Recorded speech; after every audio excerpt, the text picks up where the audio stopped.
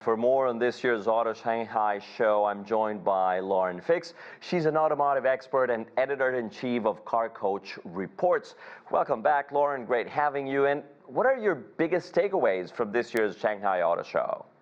Well, thank you, Diego. Yeah, first off, we had over 70 car makers from 26 different countries. But interestingly, there were a few brands that typically represent or set up booths at the Shanghai Auto Show that are not there this year. And one of them is Tesla. I think they've lost quite a bit of market share in the Chinese market. And they haven't brought any new product out. Pretty much they're always the same. There's been some refaces on a couple of the brands here, but it's certainly not enough to entice viewers and people that go there to see it, because they're looking for an entertainment experience. They're looking for a different lifestyle experience. And a lot of the different manufacturers brought that out, like NIO or Zeekr. They brought some really unique product. Also missing for the first time this year is Hyundai, which is interesting. They lost about 1.6% of their market share in China. But what they did instead is offered a dealer briefing beforehand to showcase some of their new product coming out because of the cost and the expense of setting up at the Shanghai Auto Show. They have the new Ioniq 9 coming out, which is an all-electric three-row SUV, as well as other product. In addition, missing brands are more of the luxury brands that are typically above about $130,000 US dollars, and that would be like Lamborghini, Maserati, Land Rover, and Jaguar. And those are because those brands are a little more expensive, and they've had a drop in the ultra luxury market of about 53% in China. So I guess consumers are starting to look at more budget-friendly cars. And Lauren, have recent tariffs reshaped how automakers approach major exhibitions like these? Oh, absolutely. For example, Canada has a 100% tariff on Chinese cars. So that's going to be an issue. U.S. also has a tariff, and now Europe also has a tariff, which they put in place last year. So obviously, these car manufacturers are attempting to sell in every country they can. More products sold, obviously, is good for the country of China.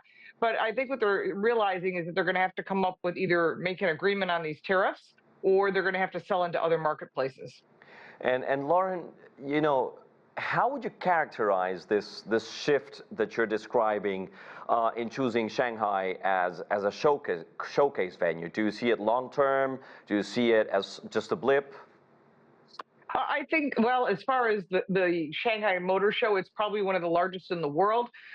It used to be, Geneva, which is no longer there, or New York or LA, which they still exist, but are substantially smaller and also missing quite a few brands, especially the European brands.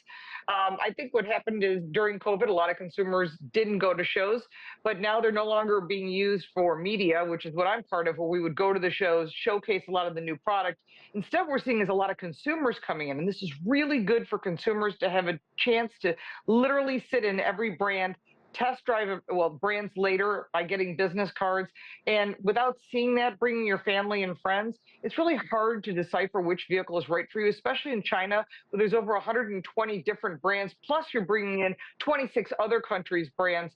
It certainly opens up a lot of options for consumers to decide what's right for them. So, Lauren, this is changing a little bit the character of the event, right? I'd like to put this into context, especially in terms of the Chinese car manufacturers. As far as the Chinese car manufacturers, there's some really big brands there, such as BYD, which just won World Car of the Year. And also their president also won Person of the Year. So the World Car of the Year Awards has made a big impact in China that helps consumers make choices when over 100 journalists from around the world decide that BYD is one of the best brands. That's very important to the brand because it equals sales.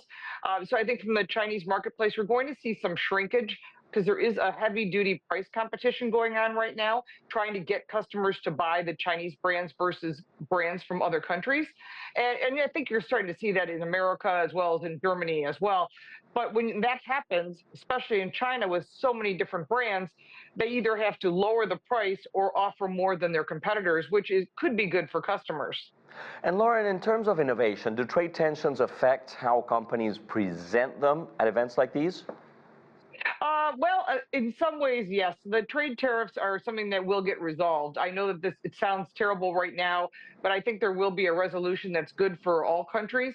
But part of it is getting people to the negotiating table to work that out. But as far as what the Chinese manufacturers are offering, they offer quite a bit, from ultra luxury to super performance cars. that do compete with what's out there. In addition to that, there some of the vehicles and some of the features that they offer in China we don't get anywhere else in the world. Some of the cars dance, such as Neo had a vehicle that danced. There were some cars that had some really unique presentations, but some of the features, like I said, and benefits that are offered on the Chinese vehicles you cannot get on any other brand.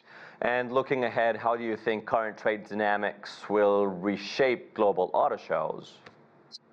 That's a good question, Diego. I think one of the big things, there's going to be a lot of changes in auto shows, but for consumers, I think they're always the best place to look at all the options, see all the different brands, see what fits, bring your family, sit in those vehicles. That's true on a global basis. People like the auto shows. It's a place to go, it's something to do. It answers the question of which car next do I want to purchase, whether it be new or used.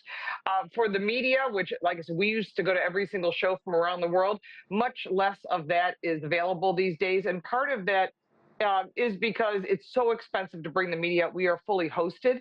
And so that makes it a little bit more expensive to bring us out. So we get to do separate events instead.